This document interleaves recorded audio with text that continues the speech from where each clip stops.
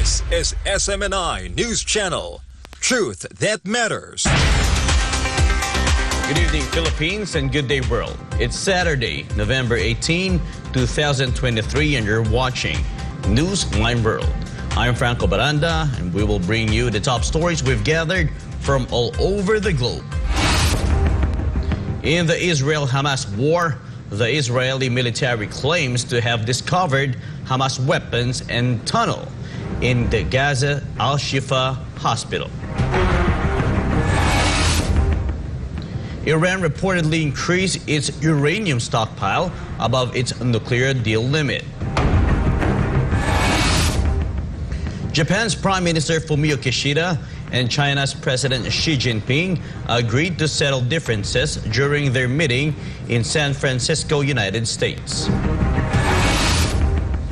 Thailand will toughen its cannabis laws due to fears of more Thais suffering from addiction.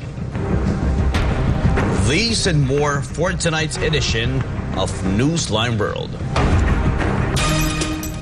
The death toll from the ongoing Palestine-Israel conflict has surpassed 12,800 according to the health ministries on both sides.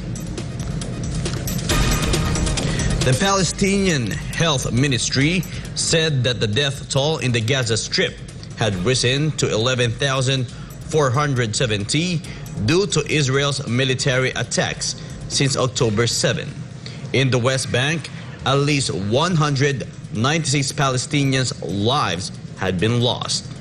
Israeli officials had not updated the casualty figures as of Thursday, but previous data estimated around 1,200 Israelis had been killed.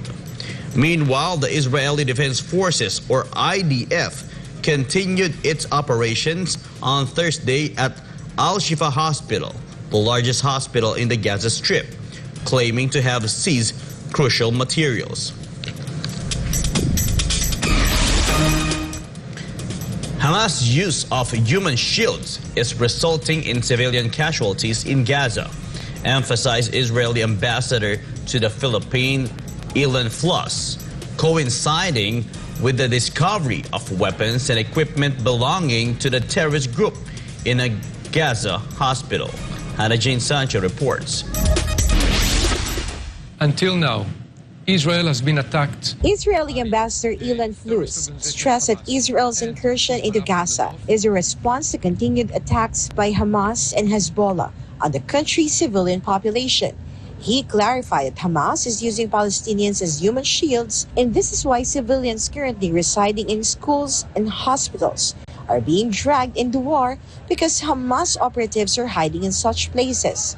According to Fluss, based on international law, locations housing terrorists become legitimate targets during war. The issue is number one. Israel was attacked by a terror organization on October 7. Since then, until now, Israel has been attacked by the terrorist organization Hamas and Hezbollah from the north, more than 10,000 rockets, which have been launched against Israeli civilians, Israeli population, civilians. This is against the international law.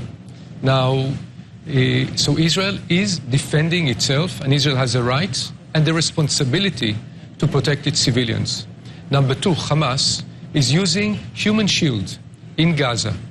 We see Hamas infrastructure, not only in residential buildings, not only in schools, not only in mosques, but also in hospitals. The moment that a civilian infrastructure, institute, building is used for terror means, for military means, it becomes a legitimate target according to international law.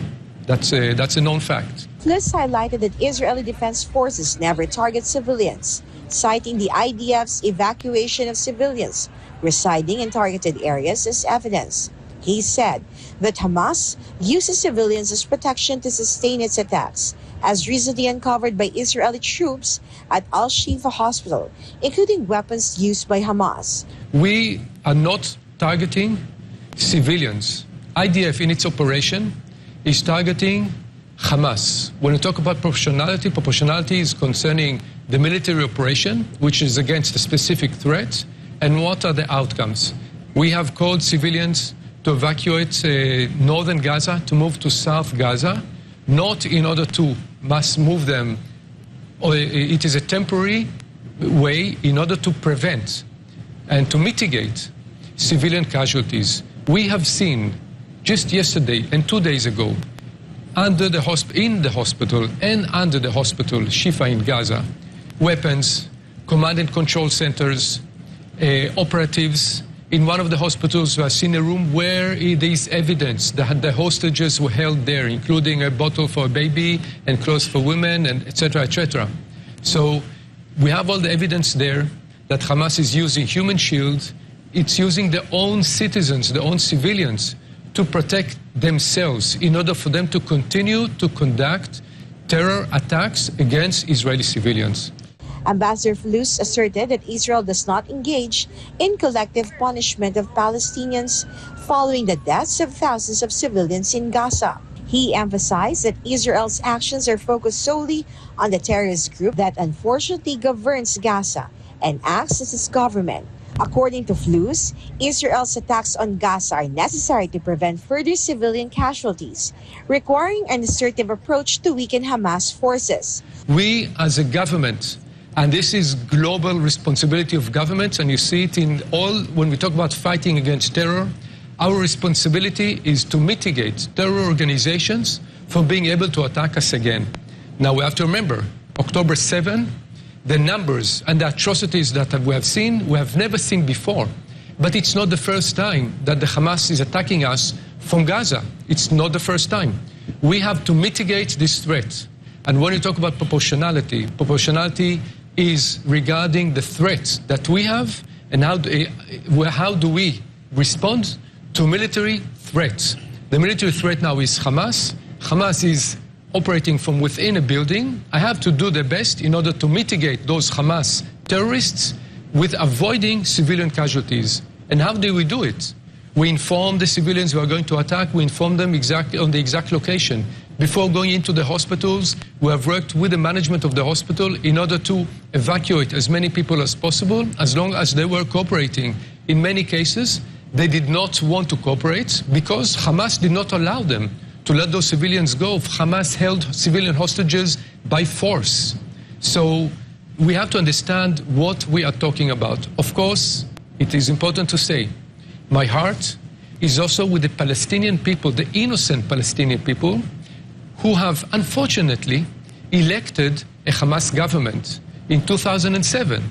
So they've elected to have a terrorist organization as their government. So Hamas is controlling Gaza and is using the entirety of Gaza as their base for the operations against Israel. Flus pointed out that as of now, Israel is still not receiving recognition from neighboring countries, and this exposes the Jewish state to ongoing threats.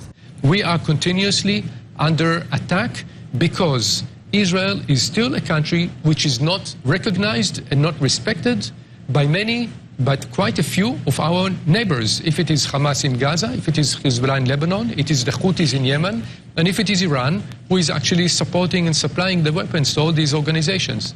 So we are a country which is under threat since 1948, and we have to protect ourselves. Currently, over 12,000 people have lost their lives in the conflict between Israel and terrorist group Hamas. For God and my beloved country, the Philippines, this has been Hannah Jane Sancho, SM9 News. Israel's military published a video of what it claims a Hamas tunnel at Al-Shifa hospital. The military also said it recovered a body of a woman believed to have been abducted by Hamas operative. Carlo de la Peña has the details. The Israeli military uncovered a Hamas tunnel at Gaza's Al-Shifa hospital, the largest in the area. The Israeli Defense Forces also released a footage showing a tunnel entrance at Al-Shifa surrounded by debris. The IDF alleges ongoing excavation. Similar tunnels were claimed at Rantisi Hospital, with weapons found at Al-Quds Hospital. IDF spokesman Jonathan Conricus toured the hospital's MRI unit, displaying what he claimed was military equipment found there. Conricus also pointed at what he describes as a grab bag, which contains a rifle and other ammunities allegedly belong to a Hamas fighter. The lighting here is out, so we're using flashlights. We're now, as you can see, in an MRI room. I don't know when this was used the last time. But it is definitely an MRI machine. And if you follow me behind the MRI machine, I'll show you what our troops exposed just minutes ago. In military terms, this is a grab bag, grab and go of a Hamas combatant. And if you zoom in and we get some light over here, what you will be able to see is military equipment. There is an AK-47, there are cartridges, ammo, there are grenades in here, of course uniform, and all of this was hidden very conveniently, secretly behind the MRI machine. On the other side, we found a backpack with what appears to be very important intelligence, including a laptop, and we'll show you that momentarily. Let's go see the next room. So we're still in the MRI center. The backpack was found in here, and it was also hidden behind the MRI machine. As you can see, the rest of the equipment here is proper hospital equipment, right? Bandages and medical gear. It seems as if there's no real shortage because there's a lot of equipment here, but we'll leave that for another discussion. And when our troops open this closet here, which is in the main part of the clinic, this is what they found. These weapons have absolutely no business being inside a hospital. The only reason they're here is because Hamas put them here, because they use this place, like many other hospitals and ambulances and sensitive facilities inside the Gaza Strip, for their illicit military purposes. And last but not least, standard AK-47. Inside the hospital, hidden in a secluded area. Aside from various weapons found by the IDF in certain areas in the hospital, the IDF spokesman also pointed to as a laptop, which he said provided a lot of incriminating evidence. Meanwhile, the IDF said it recovered the body of a 65-year-old Yehudit Weiss, allegedly taken by Hamas during an October 7 attack. Her husband Shmulik Weiss was murdered. Yehudit's body was found near Shifa Hospital. AK-47s, RPGs, and other military equipment were also found where Yehudit's body was located. Yehudit, who worked with kindergarten children, was abducted from her home in Kibbutz Be'eri. Hamas denies this, while the U.S. acknowledges intelligence findings without details. In response, Hamas once again refuted Israel's claim there were weapons and a command center within the hospital. Hamas also said that the Israeli army's saying of weapons found in the Al-Shifa complex is a blatant lie that serves to justify its crime aimed at destroying the healthcare sector in the enclave. Reporting, this has been Carlo de la Peña, SMNI News. Various UN agencies warned of the unfolding humanitarian catastrophe of serious epidemic and famine in the Gaza Strip. Cristel Guanco reports.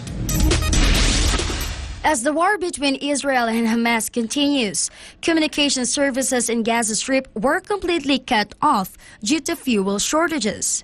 The Palestinian Telecommunications Group issued a statement on Thursday saying that because fuel supplies are not allowed to enter the Gaza Strip, internet and communication services in Gaza have now been completely interrupted. Philip Lazzarini, Commissioner General of the United Nations Relief and Works Agency for Palestine Refugees in the Near East, also confirmed at a press conference held on the day that communications in the Gaza Strip have been completely disrupted, which has exacerbated anxiety and panic and worsened the local social order that was already facing collapse. On the same day, the UN High Commissioner for Human Rights, Volker Turk, warned that large-scale outbreaks of infectious diseases and famine in the Gaza Strip seemed inevitable as fuel and other resources were depleted.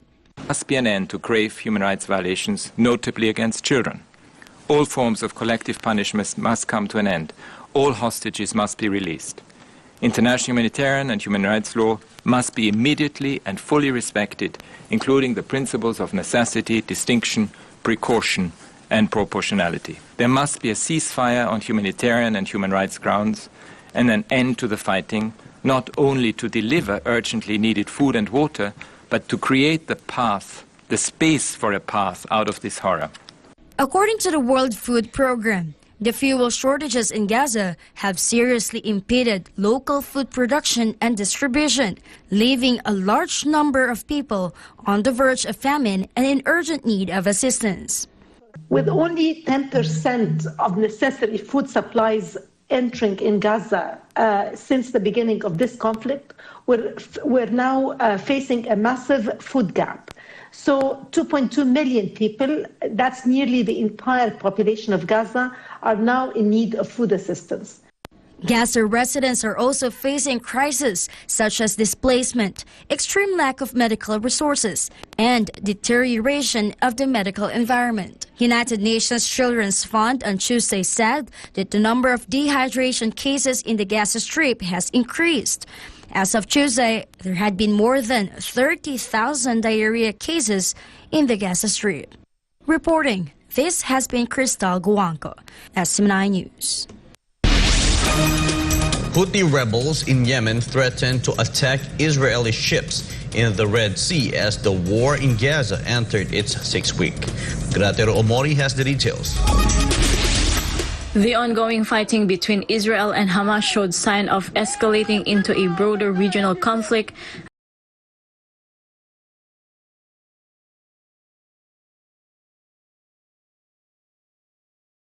1,600 kilometers away.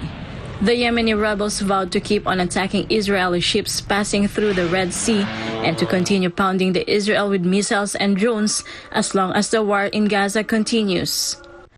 The group also warned that the Israel-Palestine conflict is bound to widen in an event the U.S. continues to support Israel in its expanding military escalation on Gaza.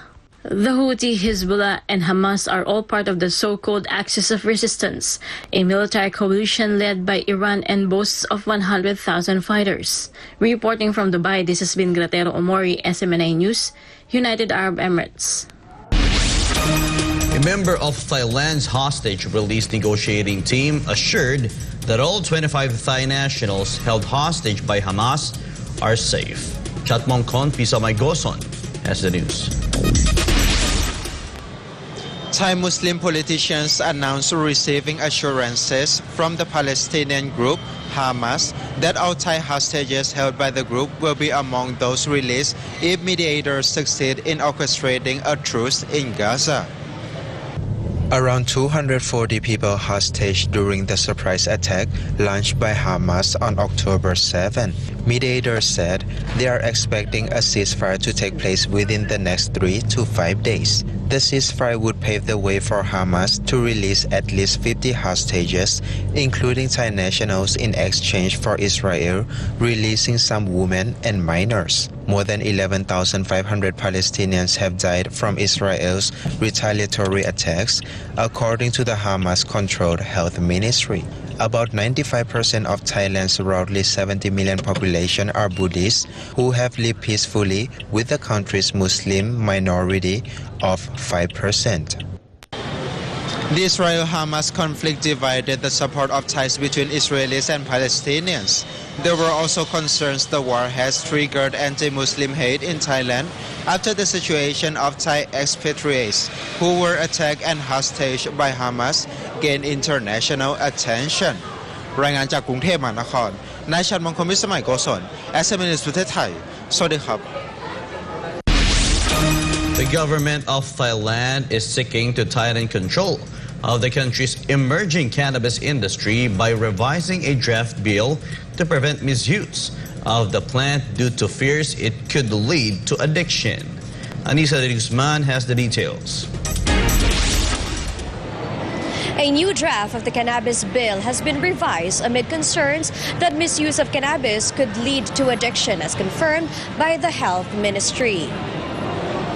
Thailand made history after it became the first country in Southeast Asia to legalize medical cannabis in 2018 and decriminalize weed last year.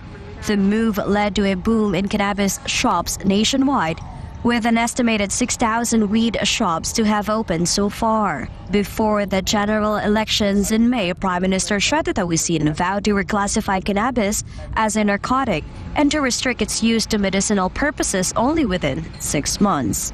His hardline stance on the booming cannabis industry is part of his campaign policy to end problems arising from drug abuse, which have been widespread lately. The law states that cannabis can only be consumed by individuals aged 20 and above, although this is not always followed, and not every shop has the required license, which sparked a backlash among locals. The draft bill needs to undergo more reviews and will likely be submitted in December for cabinet approval. Di siya na Nisa de Guzman, Dragancha Kunte Pahanakon, SMN News, Protetay, Swadika. The Philippines and the United States signed a civil nuclear cooperation deal, or the 1-2-3 Agreement for Nuclear Energy Cooperation, during the Asia-Pacific Economic Cooperation, or APEC Summit in San Francisco. Sigrid Castañeda has the news. After less than a year of negotiations, the Philippines and the United States signed an agreement for peaceful uses of nuclear energy, known as the 1-2-3 Agreement. This is hailed as the fastest agreement ever reached in nuclear energy. On the sidelines of the 30th Asia-Pacific Economic Cooperation Leaders Meeting and related activities in San Francisco, California, President Marcos said that the 1-2-3 Agreement is a significant first step in strengthening the bilateral relationship between the Philippines and the United States. He also emphasized the importance of promoting nuclear energy as part of the country's energy mix by 2032. I called then for the re-evaluation of the possibility of safely developing nuclear energy in the Philippines, recognizing the enormous potential of nuclear energy given the new highly advanced technologies and standards of safety, security, and all the different safeguards that are now in place. The 1-2-3 Agreement was signed by Department of Energy Secretary Rafael Otilio and U.S. Secretary of State Anthony Blinken. President Marcos expressed his satisfaction in witnessing another milestone towards a more energy-secure and green Philippines. This comes as the executive recalls his first State of the Nation address, where he outlined plans to ensure affordable, reliable, and sustainable energy supply in the Philippines. Earlier, Meralco signed a cooperation agreement with the U.S.-based ultra-safe nuclear cooperation. The aim of the agreement is to conduct a pre-feasibility study on micromodular reactors to explore clean and sustainable energy options in the Philippines. President Marcos highlighted that the agreement signed by the Philippines and the U.S. demonstrate a strengthened relationship between the two countries. I look forward to seeing this agreement in action in the years to come. Nuclear energy is one area where we can show that the Philippines-U.S. alliance and partnership truly works for our peoples, our economies, and the environment. On the other hand, U.S. Secretary of State Anthony Blinken thanked President Marcos and the Philippine government officials for the ongoing relationship between the U.S. and the Philippines and the expanded partnership.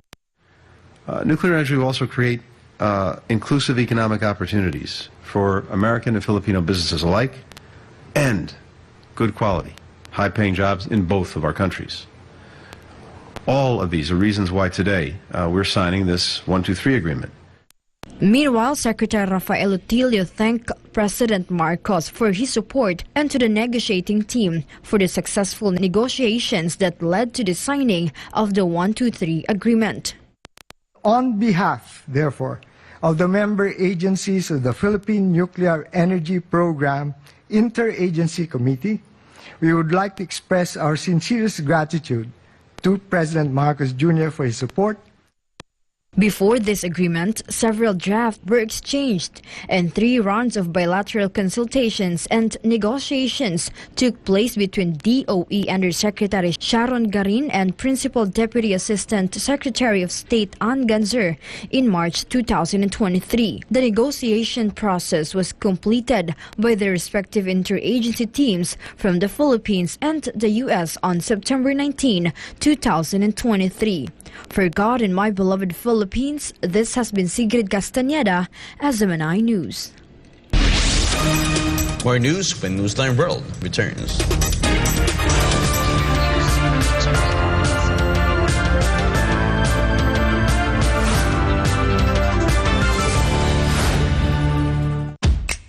Hanap mo ba ay food cart business? At magsimula ng sariling negosyo na hindi kinakailangan ng franchise fee?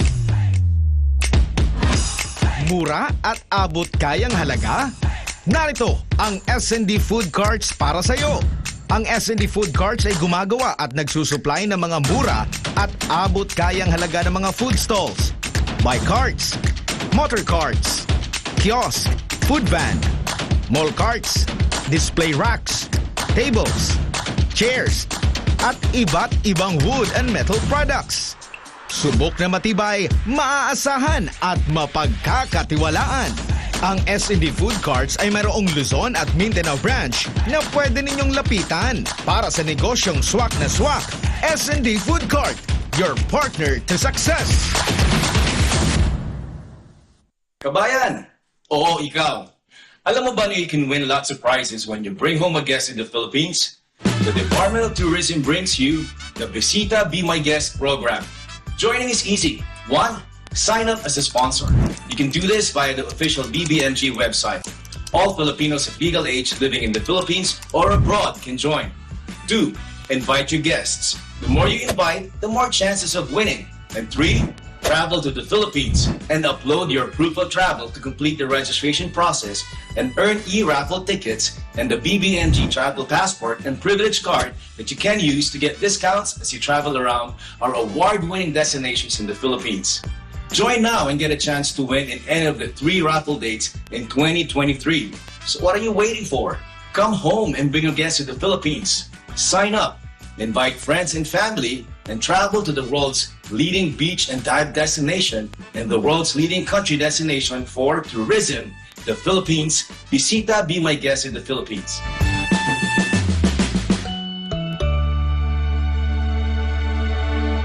Kalimutan Festival, Sultan Kudarat. Mark your calendars. Join the fun. We're inviting everyone to visit us in the province of Sultan Kudarat, especially for our Kalimutan Festival. Ito po ay magaganap sa November 17 to November 22. We have prepared a lot of festivities and activities for everyone. Buhay po tayong lahat. At happy Kalimutan Festival, mga kababayan.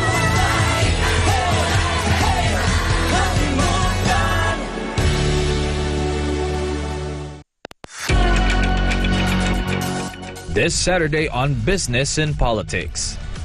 What does it take to succeed in business?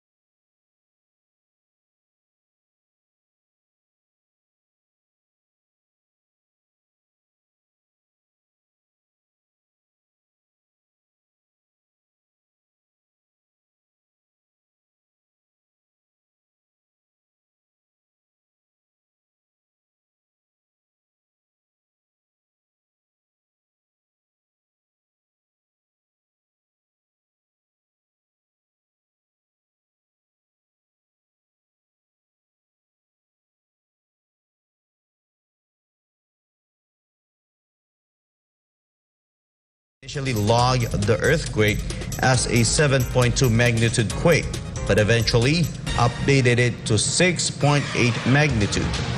PHIVOX identified the epicenter of the earthquake as 30 kilometers southwest of Sarangani, Davao Occidental, with a depth of 10 kilometers. Meanwhile, initial reports say that 1 person was killed and 18 more were injured. There is currently no tsunami warning in effect. PHIVOX advised the public to be on alert for aftershocks and damage.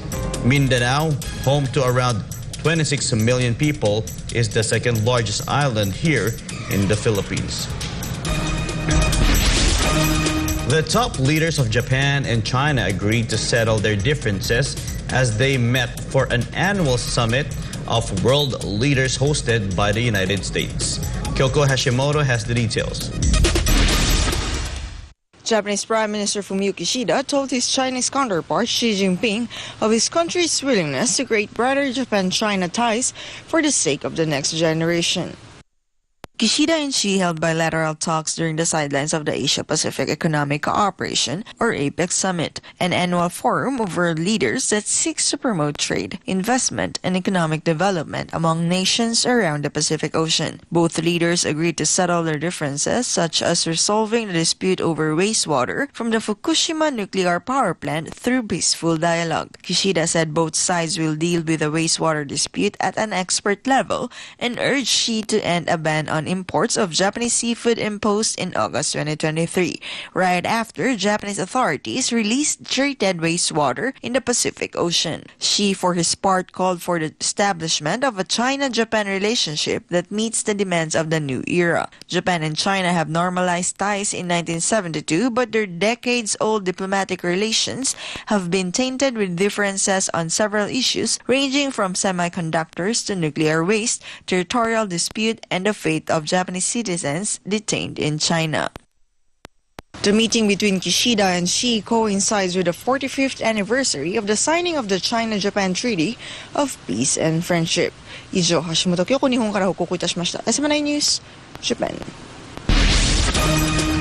China's Ministry of National Defense urged Japan to not to stir up trouble in the Asia-Pacific region and raised concerns about Japan breaching its pacifist constitution and exclusive defense-oriented policy. Alisa Torres has the details. The spokesperson for the China Defense Ministry has issued a warning to Japan, urging it not to escalate tensions in the Asia-Pacific region. According to Zhang Shougang, the spokesperson for the Ministry of National Defense of China, defense cooperation between countries should not harm the interests of a nation, putting the entire region's peace and security at risk. He stated that over the years, Japan has repeatedly violated its pacifist constitution and defense-oriented policy. Japan has been exporting weapons, engaging in military expansion, and attempting to influence allies to destabilize the situation in the South China Sea. 近年来，日方违背其国内和平宪法，突破专守防卫原则，不断对外输出武器装备，在军事扩张的道路上越走越远。 还妄图拉小圈子搅局南海，企图颠覆战后国际秩序，日益成为亚太地区不稳定因素，这值得地区国家和国际社会高度警惕。我们敦促日方在军事安全领域谨言慎行，多做有利于维护地区和平稳定的事。 The Chinese spokesman added that Japan has attempted to disrupt the post-World War II international order and has become a destabilizing factor in the Asia-Pacific region. Therefore, Zhang said, countries in the region and the international community need to remain vigilant. Due to this, China is urging Japan to speak and act cautiously on military and security matters and to contribute more to regional peace and stability. Zhang also commented on the recent exercises led by the Chinese People's Liberation Army or PLA Navy Shandong aircraft carrier in the Pacific, conducted in accordance with international laws and practices. 近期，中国人民解放军海军组织山东舰编队赴相关海域进行训练，旨在锤炼提高航母编队体系作战能力，提升官兵技战术水平。进一步增强维护国家主权、安全、发展利益的能力。需要指出的是，这是根据年度训练计划做出的例行性安排，符合国际法和国际实践。中国军队将常态组织类似演训活动。 Reporting, this has been Alisa Torres, SMNI News. The U.S. Navy revealed new details regarding a trilateral deal that includes the sale of nuclear-powered submarines to Australia. Sheena Seldon reports. The U.S. government presented a more detailed timeline on when it plans to sell nuclear-powered submarines to Australia as part of a submarine sharing agreement announced earlier this year. The agreement, known as AUKUS, is a trilateral security partnership signed between the United States, the United Kingdom, and Australia. American officials are planning to sell Australia-used Virginia-class attack submarines in 2032 and 2035, plus a new vessel in 2038 with an increased missile capacity, according to a U.S. congressional report. Leaders predicted that the ambitious project would cost around $268 billion to $368 billion between now and the mid-2050s. In March, China's foreign ministry accused the three nations of traveling towards a wrong and dangerous path motivated by their own geopolitical self-interest. Spokesperson Wang Wenbin said that the agreement arises from the typical Cold War mentality, which will only trigger an arms race while undermining the Nuclear Non-Proliferation Treaty. Reporting from Melbourne, this is Sheena Seldon, SMNI News, Australia. To stick to principles and to stand on one's ground. This is former President Rodrigo Duterte's stance following the controversial resignation and shifting of members of the Partido Demokratiko Pilipino Lakas ng Bayan to other political parties within the House of Representatives. Ana Jane Sancho reports. When it comes to the issue of democracy, former President Rodrigo Roa Duterte said it cannot be ruled out as such without opposition. This is what the country's former chief executive stated in his program Gikan sa Masa para sa Masa, co-hosted by Pastor Apollo Sikibuloy on the 15th of November, following the surge of resignation among the members of the Partido Demokratiko Pilipino Lakas ng Bayan, or PDP Laban, wherein he serves as chairperson. Wala naman nagsasalita against ninyo. Naglipatan na kayo lahat eh. PDP, walang naiwan. Maski mag-isa ako. Even if I stand alone, whether it is really nagustuhan ng tao o hindi, in a democracy, there must be dissent. Without dissent, there is no democracy. If you are not allowed to disagree, there is no democracy, period. Besides being dishonest and unprincipled, Duterte pointed out that the fear of losing government projects was the main reason for the political members' sudden shifting of political parties. Mayor, naubos na yung sa PDP na under sa iyong party. Is it because takot sila na mawalan ng project? O wala kang project. Sweldo lang sila. So para silang sweldado lang nakaupo doon. Wala silang maibigay doon sa constituency first district. Mayor, eskwelahan. Mayor, ay congressman, eskwelahan, congressman, yung tubig namin dito. Hindi ka makahingi doon. Kaya ang nagkocontrol itong mag-isang speaker. So it's not really loyalty, it's just for convenience. No. So sinabi mong you cannot rule without yung prinsipyo. Yung sa iyo ngayon, prinsipyo. Meron o wala, you have to stand on your Ako nakaintindi ako. values. Yung lahat ng PDP, wala nang naiwan eh. Except yung anak ko, pati I think Ongab. Kasi kapartido ko dito eh. Ang talagang nagpaiwan, 2, 3. Marami kaming PDP noon, lalo nang naging presidente ako. 120. Lahat naglipatan ng PDP. Ang PDP noon wala ni isang membro. Oh. Si Senator Pimentel, ako pati, kukunti lang kami. Hindi kami mag-abot ng isang daan. Kung na-presidente ako, lipatan lahat dito kay presidente na. Maraming PDP. Ganon. Ngayon, hindi na ako presidente. May bago na. Mga Marcos na, Romualdez. Magpipinsan yan eh.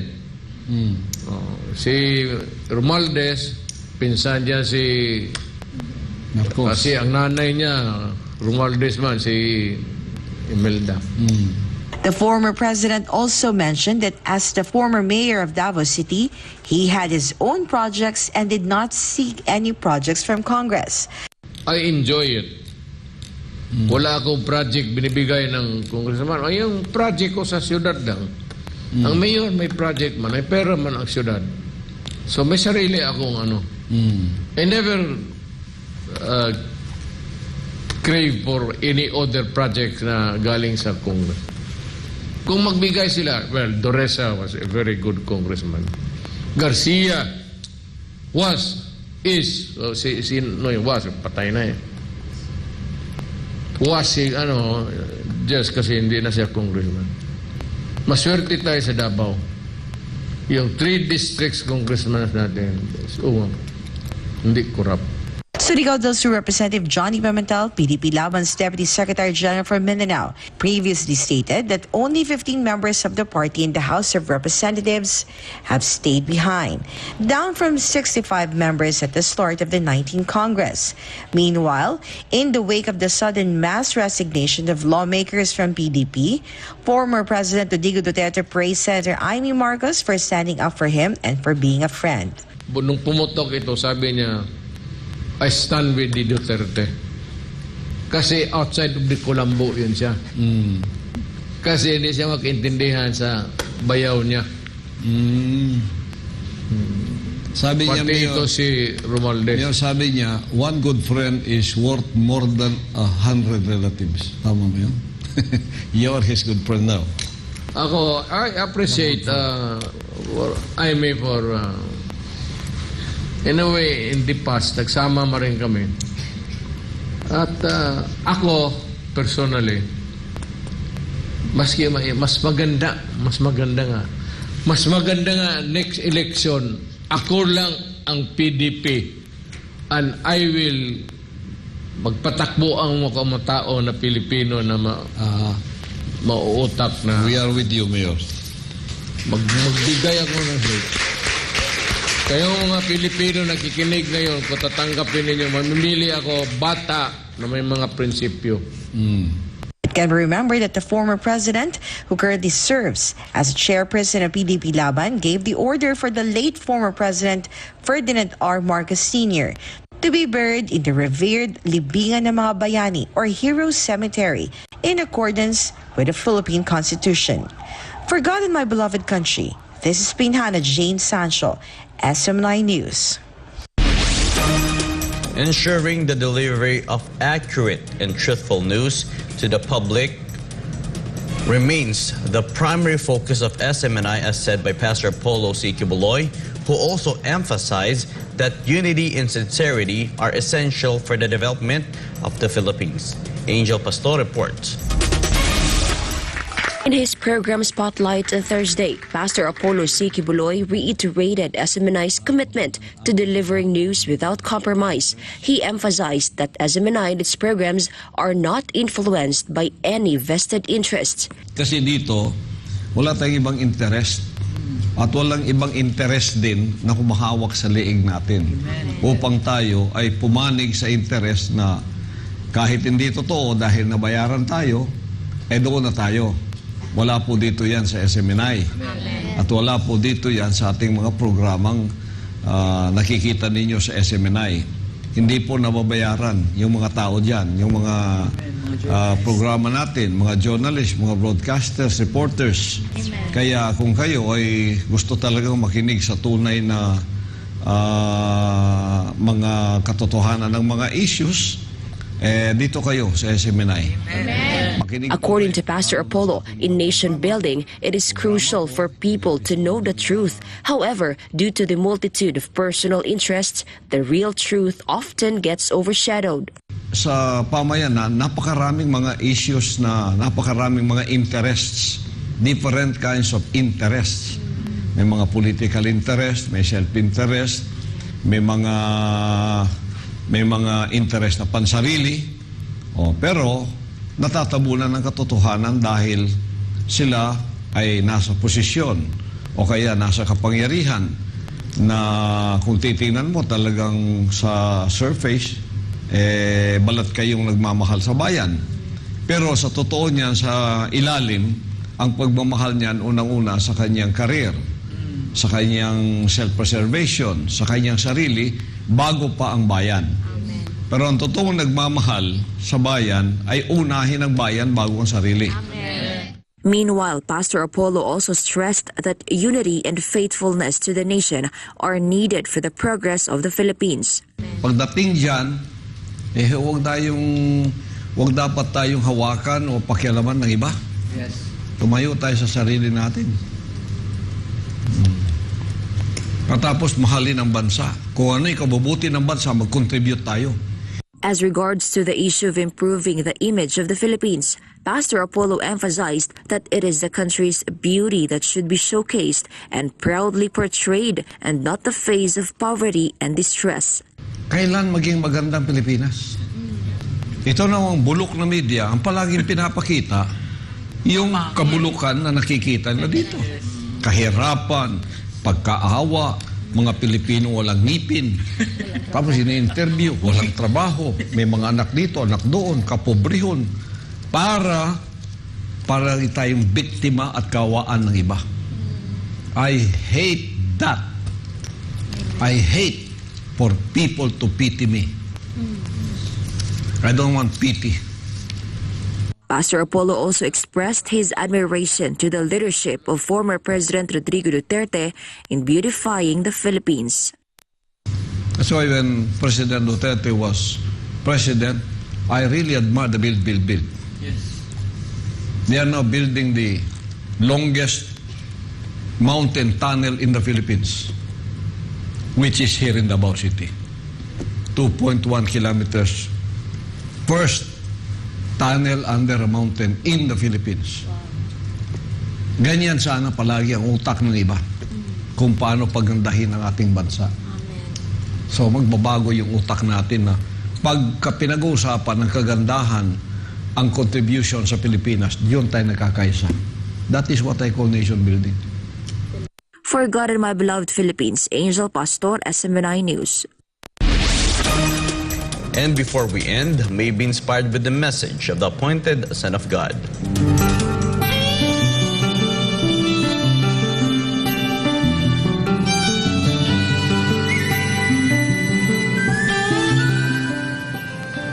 We will continue to stand for the truth no matter what, without fear or favor.